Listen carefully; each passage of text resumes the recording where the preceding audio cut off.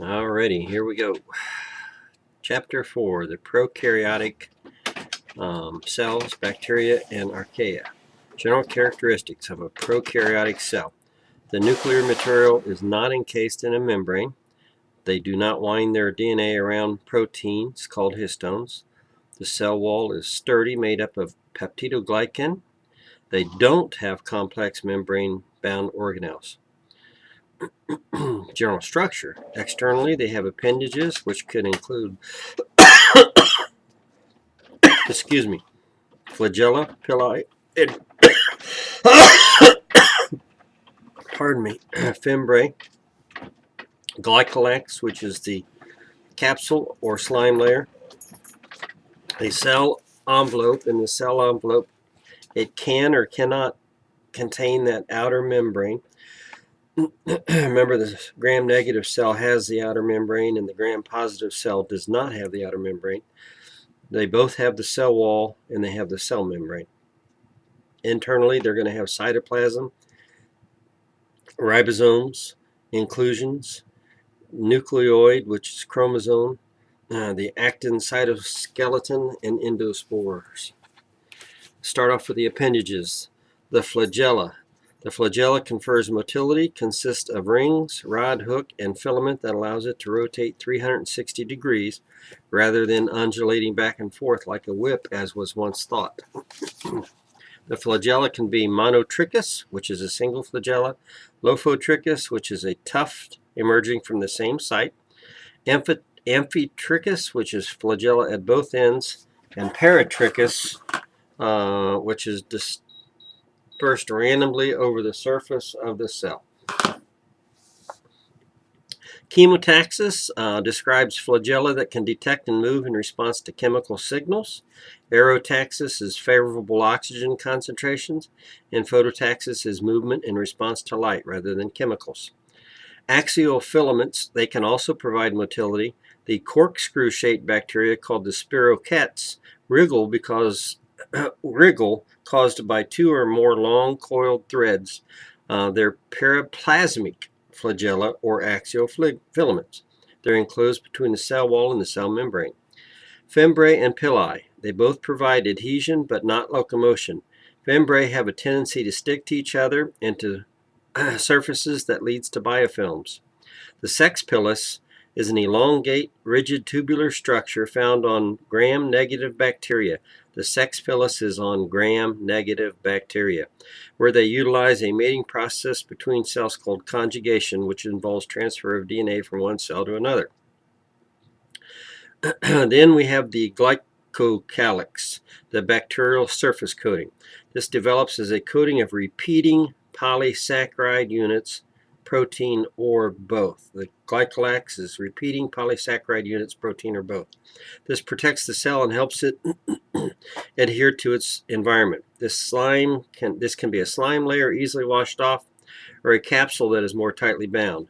Encapsulated bacteria cells generally have greater pathogenicity because capsules protect the bacteria against white blood cells called phagocytes. The cell envelope, moving inward. The cell envelope, it can consist of the outer membrane. Remember that outer membrane is present only in the gram-negative cell. The cell envelope will have the outer membrane in the gram-negative cell only. It'll have a cell wall and a cell membrane. Gram-positive cells, the cell envelope resembles an open-faced sandwich with two layers. It has a thick cell wall composed primarily of peptidoglycan and the cytoplasmic membrane. Gram-negative cells, the cell envelope shows a complete sandwich with three layers: an outer membrane, a thin cell wall, and the cytoplasmic membrane. Layers in order from outside to inside of the cell envelope. If present, there's going to be the outer membrane, which is in the gram-negative cell only, which lies just underneath the glycolax. That's going to be under the glycolax. Remember that glycolax is on the very outside. The cell wall is next. Finally, the innermost layer is always the cytoplasmic membrane. Remember, not all bacteria have an outer membrane. Cell wall determines the shape of the bacterium and provides the strong structural support necessary to keep a bacterium from bursting or collapsing because of changes in osmotic pressure. peptidoglycan is a macromolecule composed of a repeating framework of long glycan sugars, which are composed of G and M glycans. Glycans are just sugars. Don't get crazy there. The G sugar represents acetylglucosamine, and the M stands for acetylmuramic acid. These are chains cross-linked by short peptide protein fragments to provide a strong but flexible support framework. Several types of drugs used to treat infections, such as penicillin and cephalosporins, are effective because they target the peptide cross-links in the peptidoglycan, thereby disrupting its integrity. Excuse me. And let's go back just for a second and that cell wall, the peptidoglycan, we're talking about the cell wall.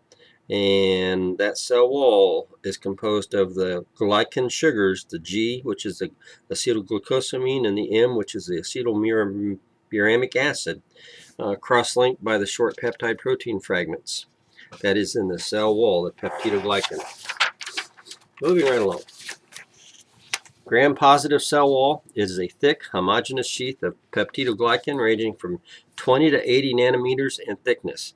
Contains tightly bound acetic polysaccharides, including teichoic acid and lipoteichoic acid. That is in the gram-positive, teichoic acid and lipoteichoic acid. The gram-negative cell wall is thin, 1 to 3 nanometers in thickness. It's a sheet of peptidoglycan. Its thinness gives gram-negative bacteria a relatively greater flexibility and sensitivity to lysis. In acid-fast stains, some cells have no cell wall at all. They have a very thick, waxy nature imparted to the cell wall by fatty acids or lipids, and as such are resistant to certain chemicals and dyes. Tuberculosis and leprosy are determined with this method. Mycoplasmas. Mycoplasmas are bacteria that naturally lack a cell wall. That's important. That's going to be on the test. Mycoplasmas lack a cell wall. The cell membrane is stabilized by sterols and is resistant to lysis. Found in many habitats, including plants, soil, and animals.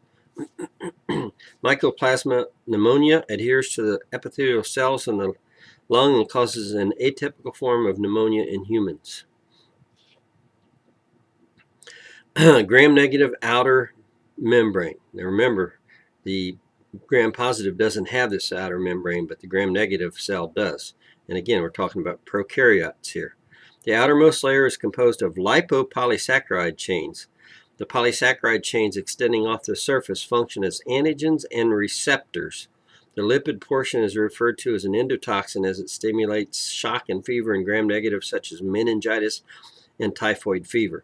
The innermost layer of the gram-negative outer membrane is composed of a phospholipid layer anchored by means of lipoproteins to the peptidoglycan layer below. Porin proteins span the outer membrane that provide a channel into the cell. These porins can change in shape to block the entrance of harmful chemicals, making them one defense of gram-negative bacteria against certain antibiotics. So the gram-negative outer membrane, that's the one that has the lipopolysaccharide chains that surface as antigens and receptors. The gram-negative outer membrane with the lipopolysaccharide chains. Alrighty, the cell wall. The cell wall is also called the cytoplasmic membrane. It's a lipid bilayer with proteins embedded. The site for energy reactions, nutrient processing, and synthesis. This regulates transport of nutrients into the cell and discharge wastes. The cell wall is selectively permeable. Most enzymes of respiration and ATP synthesis reside in the cell membrane, since prokaryotes lack mitochondria. The cell cytoplasm of a prokaryote. The major component is water, which acts as a solvent. In the cytoplasm, you can have a bacterial chromosome, DNA that is aggregated in a dense area of the cell called the nucleoid. The chromosome is actually an extremely long molecule of double-stranded DNA, tightly coiled around special basic protein molecules so as to fit inside the cell compartment. plasmids, non-essential pieces of DNA. This is in the prokaryote. Plasmids, non-essential pieces of DNA. During conjugation, they may be duplicated and passed on to related nearby bacteria. They're not essential to growth, but they often confer protective traits such as resisting drugs and producing toxins and enzymes. Ribosomes, made up of RNA and protein. Again, this is in the prokaryotes cytoplasm. Going to be ribosomes, which is made up of RNA and protein. The prokaryotic ribosome has a Svedberg rating of 70. And that's 2 subunits of 50 and 30, but the total rating is 70. It is actually the combination of the 2 smaller subunits. Inclusion bodies in the cell cytoplasm. When exposed to severe shifts in the availability of food, bacteria will lay down nutrients in intracellular inclusion bodies for use at a later time. The prokaryotic cell cytoskeleton is made of actin and tubulin, long polymers of protein arranged in helical ribbons around the cell just under the cell membrane. These fibers contribute to cell shape and function in cell division. Bacterial endospores, dormant bodies produced by the bacteria Bacillus, Clostridium, and Sporosarcina, however you pronounce it. They have a 2-phase life cycle. Bacterial endospores have a 2-phase life cycle, vegetative and endospore. Both gram-positive and negative can produce an endospore. Bacterial endospores are the hardest of all life forms, capable of withstanding extreme heat, radiation, drying, freezing, and chemicals that would readily kill vegetative cells. The vegetative cell is a metabolically active and growing entity that can be induced by environmental conditions to undergo spore formation or sporulation. The depletion of nutrients, especially an inadequate supply of carbon or nitrogen source, is the stimulus for a vegetative cell to begin endospore formation. Once this occurs, the vegetative cell becomes a sporangium. Shapes and sizes of bacteria. Cocci, they're spherical or ball-shaped. A single is called a cocci. In pairs, they're called diplococci. In groups of 4, they're called tetrads. And in clusters, it's staphylococci. Bacillus, a rod-shaped. Single is a bacilli, double is a diplobacilli. And chains of bacilli are called streptobacilli. Strep the chain. Vibros, they're gently curved rods, and spirillums are slightly curled or spiraled shapes. The largest bacterial phylum is called the Protobacteria. Proteobacteria, that's better. Protobacteria. I'm not sure if I'm pronouncing that right. But anyhow, that's the largest bacterial phylum. You have alpha, beta, gamma, delta, and epsilon Protobacteria. Let's do a little matching here. These are all prokaryotes. They're all bacteria. And here we go. Bacteria. A Borrelia burgdorferi, that is Lyme disease. Remember the strange Borrelia burgdorferi is Lyme disease. C. perfringens, that's a bacteria that causes food poisoning. C. jejungi is bacteria that causes diarrhea. E. coli is a bacteria that causes diarrhea, but that is normal flora. H. pylori causes gastric acids. Mycobacterium causes TB, that's acid fast. Pseudomonas aeruginosus causes UTIs and skin infections. Salmonella typhi, that's typhoid fever. Shigella is diarrhea. Treponema pallidum is syphilis. Don't play with the syphilis. And Yersinia pestis, the pesty plague. Treponema pallidum is syphilis, and Yersinia pestis is the plague. That's all on chapter 4. That wasn't so bad. 14 and a half minutes. Chapter 5, the eukaryotic cells. Fungi, algae, protozoa, parasitic worms, and animal cells. And remember, going back to chapter 4, we said that... I can't remember which one it was now. I'll find it here again. Did I highlight it?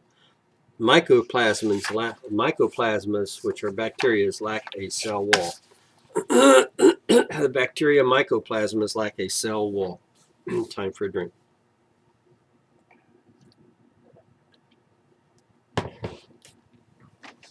Okay, forms and functions of the eukaryotic cells. Externally, you're going to have the appendages, which are flagella and cilia, but no pili in the eukaryotic cells. They're going to have that glycocalyx, which can be a capsule or a slime. They're going to have a cell wall, and then the cytoplasmic membrane. And then remember, animal cells do not have a cell wall either. And then in the cytoplasm, you're going to have your normal stuff. Form and function of the eukaryotic cells. Flagellum is long sheath cylinder containing regularly spaced hollow tubules, microtubules, that extend along its entire length. Cross-section reveals 9 pairs of closely attached microtubules surrounding a central pair. During locomotion, the adjacent microtubules slide past each other, whipping the flagellum back and forth. This is in the eukaryotic cell. Cilia, similar to flagella, shorter and more numerous. They are found only in a single group of protozoa in certain animal cells. In ciliated protozoa, the cilia occur in rows over the cell surface where they beat back and forth in regular oar-like strokes. Cilia also function as feeding and filtering structures. The glycocalyx. In most eukaryotic cells have one. They're composed of polysaccharides and appears as a network of fibers. It can be a slime layer. Geez, my spelling's not too good. A slime layer or a capsule. Functions due to its positioning in protection, adherence of cells to surfaces, and reception of signals from other cells and from the environment. Fungi and most algae have a thick, rigid cell wall surrounding a cell membrane, whereas protozoa, a few algae, and all animal cells lack a cell wall. Protozoa, a few algae, all animal cells, and mycoplasmas lack a cell wall. They only have a cell membrane. The cell wall, rigid and provides structural support and shape, have a thick inner layer of polysaccharide fibers. This is in a eukaryotic cell now. The cell wall is composed of chitin and cellulose and a thin outer layer of mixed glycans. The cytoplasmic membrane in a eukaryotic cell is a bilayer of phospholipids in which protein molecules are embedded. Also contains the cytoplasmic membrane also contains sterols. These are different than phospholipids in both structure and behavior. They are very rigid, which make eukaryotic membranes more stable. And then they're selectively permeable membrane. Internally, you have the nucleus. Nuclear pores are passageways through which macromolecules migrate from the nucleus to the cytoplasm and vice versa. The nucleus contains a matrix called the nucleoplasm and a granular mass, the nucleolus, that stains more intensely than the immediate surroundings because of its RNA content.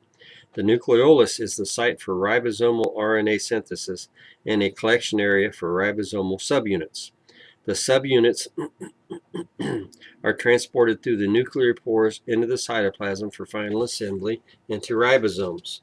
Chromatin actually comprises the eukaryotic chromosomes.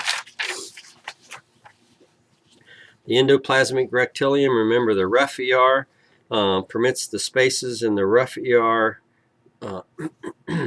called cisternae to transport materials from the nucleus to the cytoplasm and ultimately to the cell's exterior.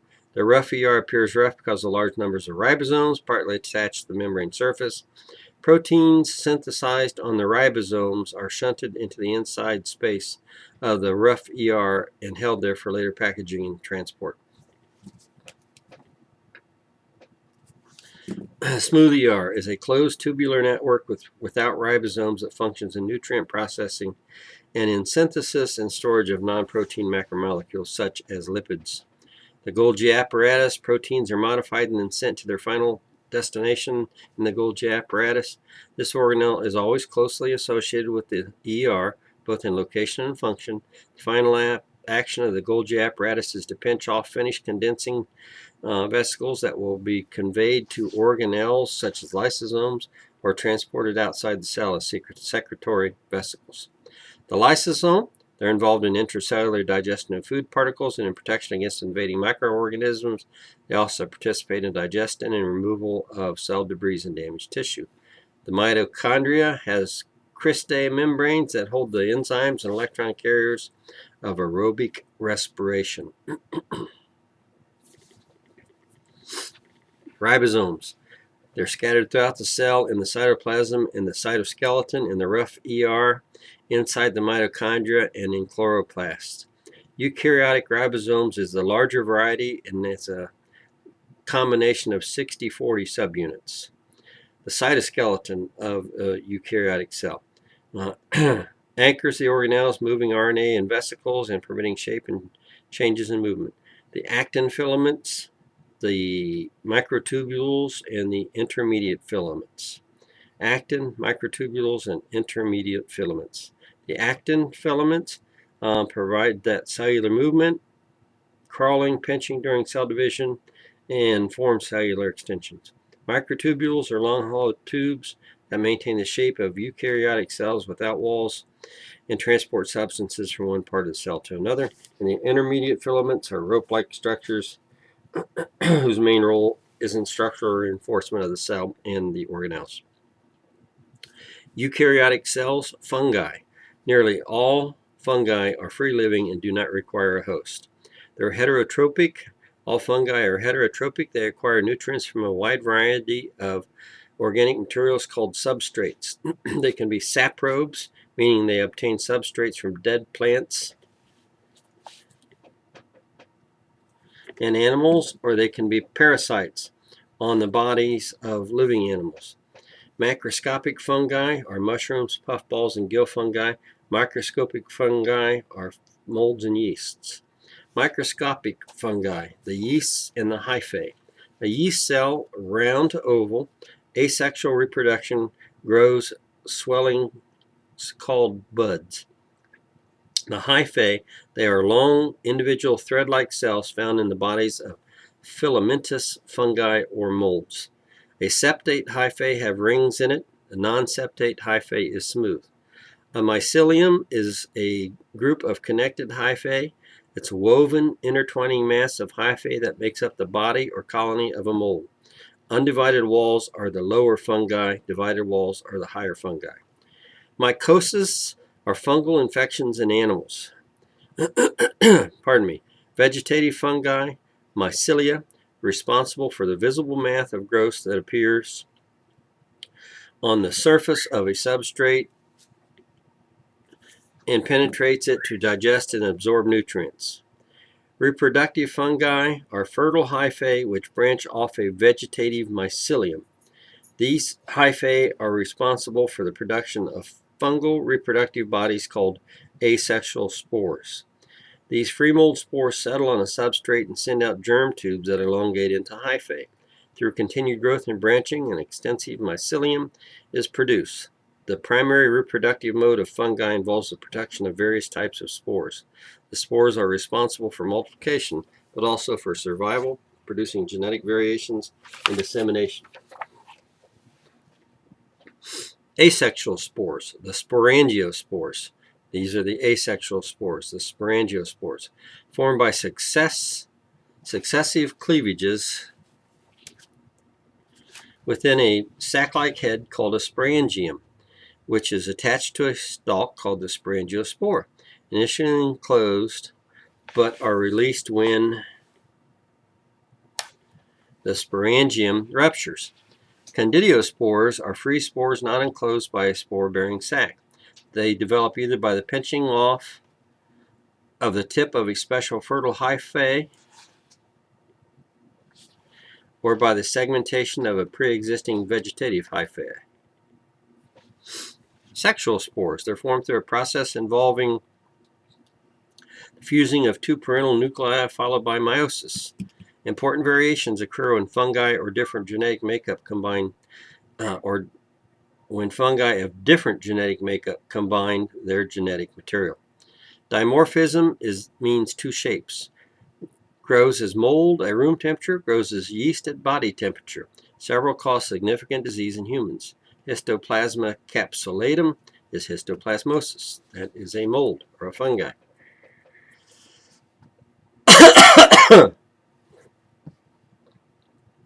The protists, algae and protozoa. Remember, the mastigophora has a flagella and moves with a whipping action, and the sarcodino is an amoeba with pseudopods. The mast has a flagella. The sarcodino is an amoeba with pseudopods. Protozoa, they're single-celled. Protozoa lack a cell wall. Cytoplasm is clear outer layer is the ectoplasm. The granular inner regions are called the endoplasm. They're heterotrophic, require their food in a complex organic form. Their main limiting factor is the availability of moisture. A cyst is a protozoa that has converted to a resistant dormant stage. A trophozote, the protozoa while in its motile feeding state. Reproduction by simple asexual mitotic cell division. However, some sexual reproduction also occurs with the use of cilia and conjugation, the genetic exchange. The parasitic helminths, the tapeworms, the flukes, and the roundworms. Flatworms have a very thin segmented body plan. The tapeworms, long ribbon-like arrangement, have a scolex, a germinal center, and a proglottid. Flukes are flat oval bodies, and roundworms are elongate, cylindrical, unsegmented bodies. Vectors. Mechanical vectors require external transmission. They're not an essential link, such as poop on a fly. And biological vectors, part of the microorganism's life cycle occurs in the vector. Okay, so matching here in the eukaryotic, these are going to be funguses. You have Histoplasmosa capsulatum, that's histoplasmosis, respiratory infection. Aspergillus spp, aflatoxin, that's fungus in the air that can cause liver cancer. Botrys chartarum, that's black mold toxin, sick building syndrome. Giardia lamblia is diarrhea. Entomobia histolytica is amoebic dysentery. Neisseria fowleri is amoebic encephalitis. Cryptococcus neoformans is fungi from bird droppings. Plasmodium is malaria. Balandium coli is diarrhea. And Trichinella spiralis is trichomosis. Alrighty, we're going to have a break here for a second. I'm going to leave that running.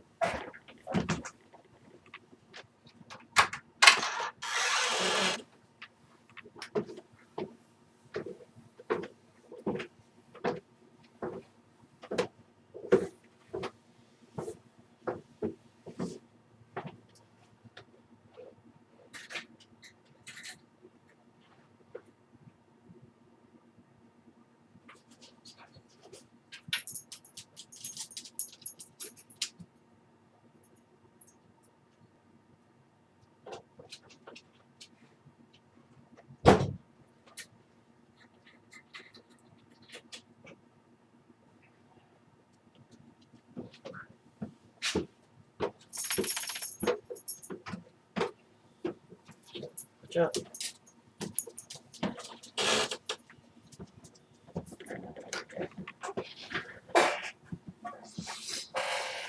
Okay.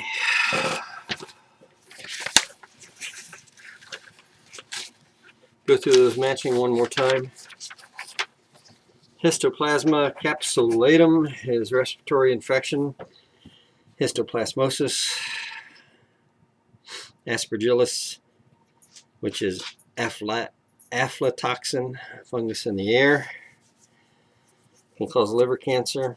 Botrys chartarum is black mold toxin, sick building syndrome. Giardia lamblia is diarrhea. Entomoeba histolytica is amoebic dysentery. Neisseria fowleri is amoebic encephalitis. Cryptococcus neoformans is bird droppings, central nervous system problems. Plasmodium is malaria. Palladium is diarrhea. And Trichinella spiralis is trichomoniasis. Those are probably the harder ones of the bunch. Finally, chapter 6, the viruses. And we're almost done here.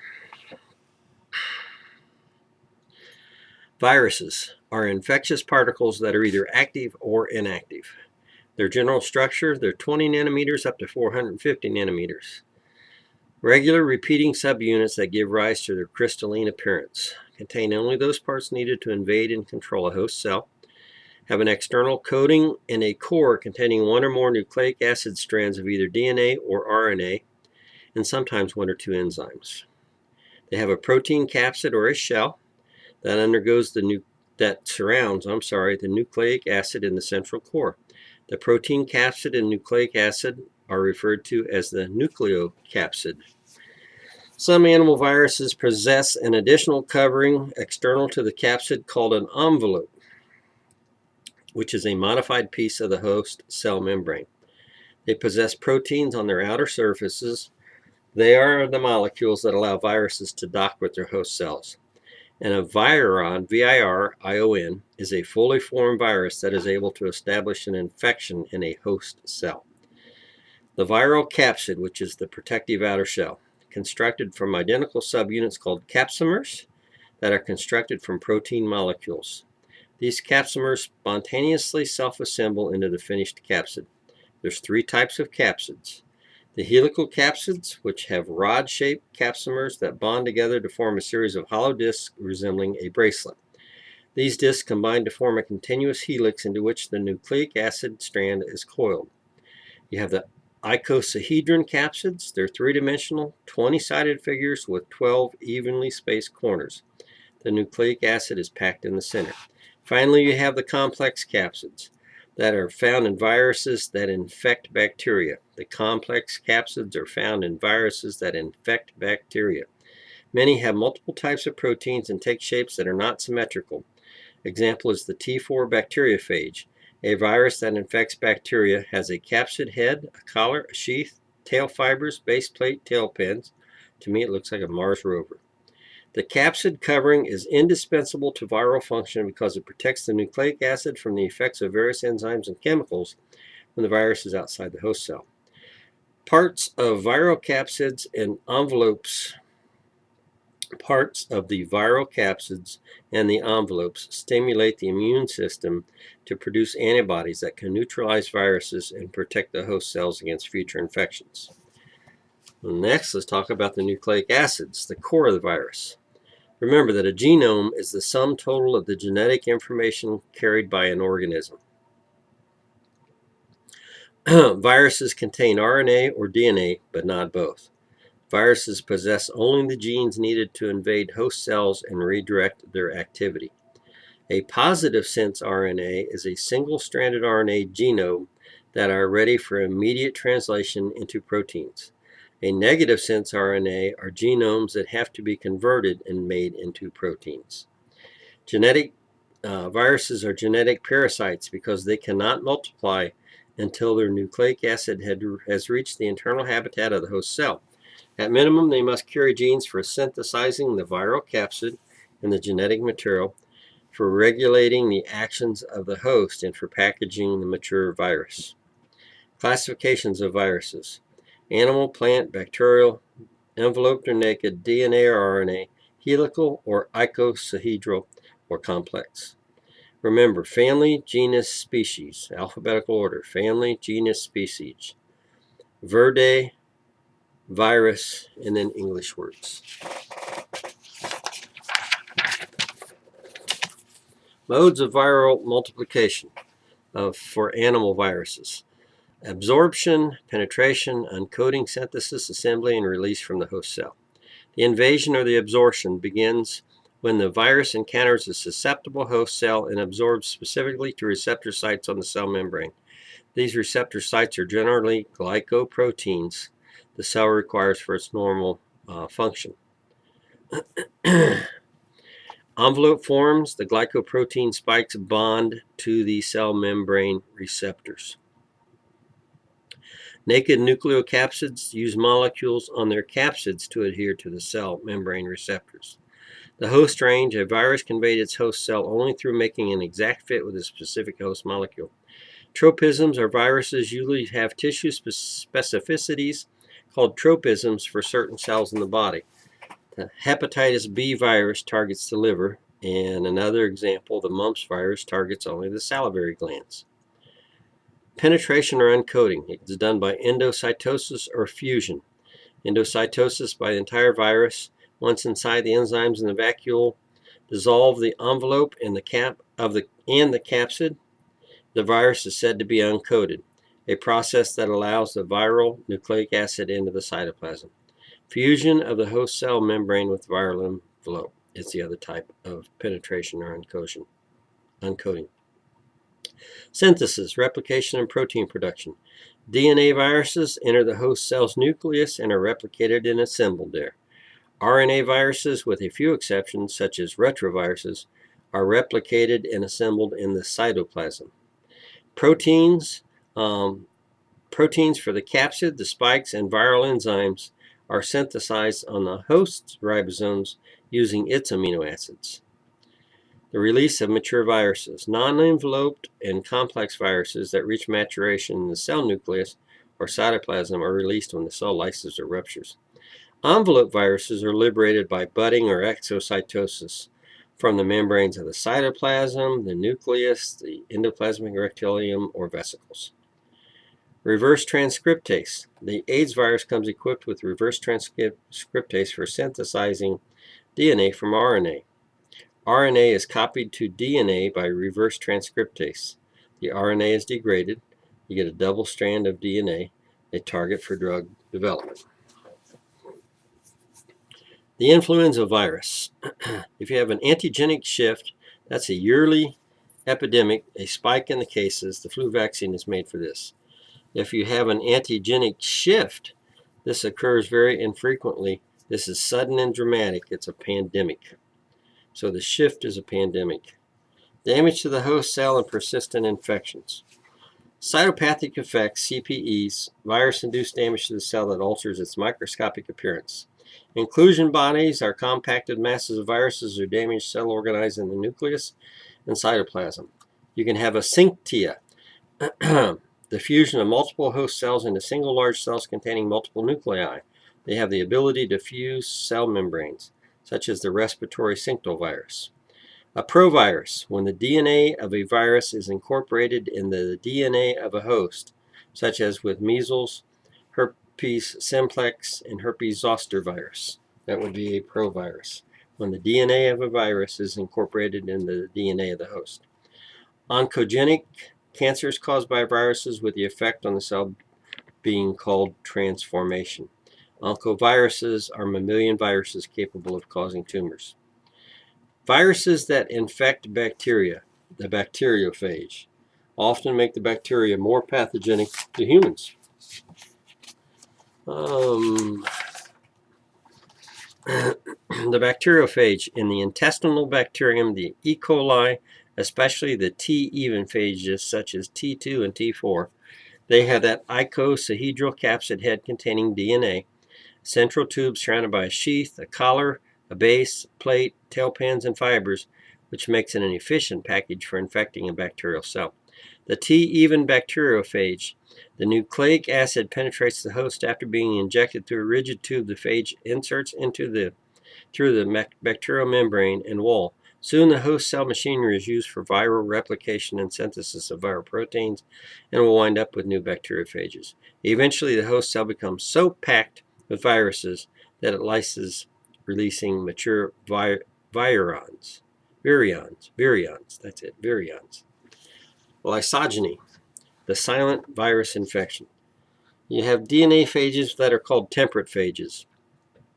They have the ability to undergo absorption and penetration into the bacterial host and not undergo replication or release immediately. These are the DNA phages, the temperate phages, lysogeny. The viral DNA enters an inactive prophage stage, during which it is inserted into the bacterial chromosome. It will be copied during normal cell division so that the cell's progeny will also have the temperate phage DNA. This condition, in which the host chromosome carries bacteriophage DNA, is called lysogeny. The host cell doesn't lyse because the virus isn't replicating. Induction happens when the prophage in a lysogenic cell is activated and progress directly into viral replication in the lytic cycle. Lysogenic conversion, when a bacterium acquires a new trait from its temperate phage. First discovered in Corynebacterium diphtheria, Vibrio cholerae, which is cholera, and Clostridium botulinum, which is botulism. Cultures in identifying viruses. Plaques, the areas where virus-infected cells have been destroyed, show up as clear, well-defined patches in the sheet. Primary cell cultures prepared by placing freshly isolated animal tissue in a growth medium. The cells undergo a series of mitotic divisions to produce a monolayer. Non-cellular infectious agents. Spongiform encephalopathies. The brain tissue removed from affected animals resembles a sponge. The disease has a long latency period that is usually fatal. Prions, distinct protein fibrils in the brain tissue. These fibrils are the agents of the disease. Creutzfeldt-Jakob disease afflicts the CNS of humans and causes gradual degeneration and death.